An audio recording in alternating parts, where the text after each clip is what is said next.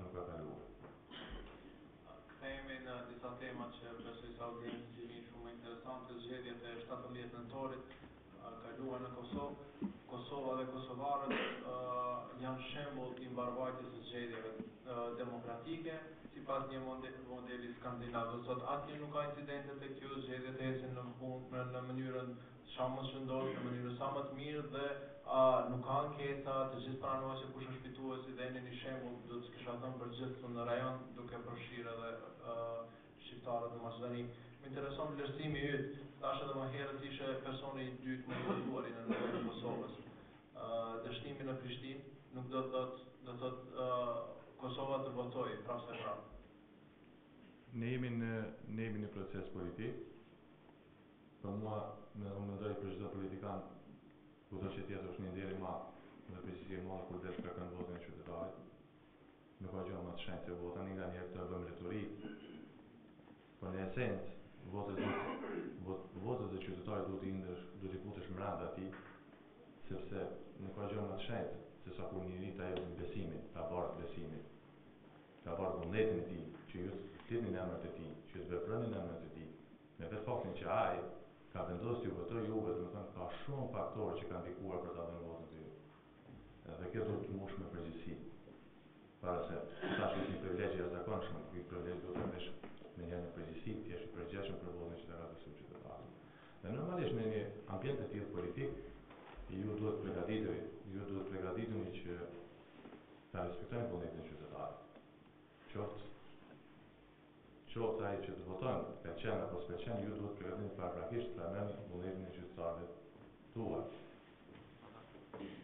Thonë të drejtën, vendimi për të dalë me ngarimin në Prishtinë, dhe në shumë qendra besoj ju e dini, ne kemi marrë një vendim i peshe e kryesisë për të larguar nga qendrat dhe për dalë në qendra komunale për të garuar, ka qenë më tepër për t'ju afruar të qytetarit dhe për ta dinamizuar procesin zgjedhor në vend.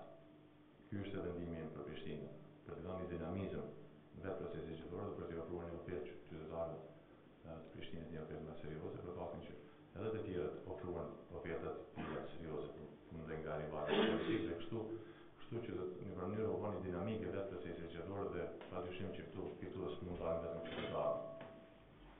Dhe unë ashtu siç jam nderuar me votën që thatë ju kam nivel Kosovë, po ashtu në ndjen e jashtëzakonisht nderuar edhe për procesin që ka shkuar në Prishtinë, me gjitha të votues që kanë votuar dhe pavarësisht që Prishtinë ka votuar kundër kandidatit im, mendoj që ka qenë i garë shumë ferë politike dhe është një vendim që ne e respektojmë. Ne duhem që të bëjmë një gjë, deri në momentin kur ne jemi rival politik, ne ofrojmë alternativat tona, ne garojmë për të fituar.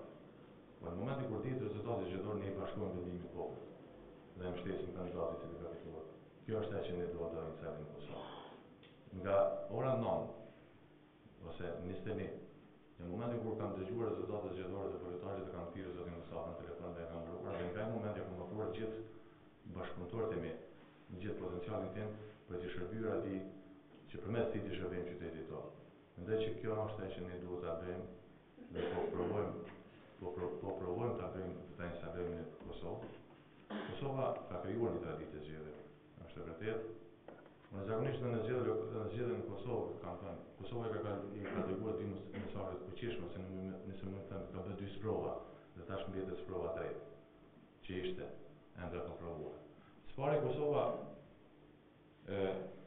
njihet në rajon si vendi i cili ka pasur zgjedhje më suksesshme dhe gjithë kësaj kohe mbas luftës.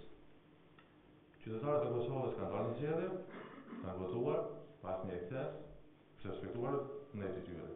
Po në anën tjetër, sprova e dytë është se partitë politike të cilat kanë humbur zgjedhjet kanë pranuar rezultatin me një herë atë vullnet dhe nuk ka pas kontestim të rezultatit zgjedhor asnjëherë në Kosovë. Kjo ka qenë dy sprova. Dhe ne ishim në një troje akoma Kosova është e përgatitur të bëjë kalë dhe sprovën e tretë, që është shumë e rëndësishme për demokracinë.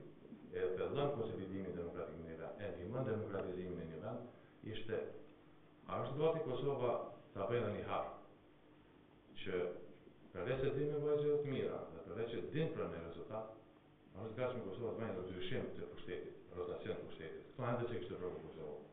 Dhe për herë parë me 17 nëntor, ne treguam që ne mund bëjmë një ndryshim për shtetit. Domethënë, ndërrohet një kandidaturë politike që kanë qenë deri më tani, vit tjetra në mënyrë paqësore duke pranuar gjithë ato rezultate zgjedhore. Dhe me 17 nëntor mendoj që populli i Kosovës, edhe ai që sprov, edhe elita politike edhe ai që sprov që ne pranojmë rezultatin zgjedhor dhe fillon ndryshimi i kandidaturës politike pa dhimbje, pa telashe, pa frikë se dikush do t'i largojë punëtorët nga puna edhe pse kanë fituar të tjerë.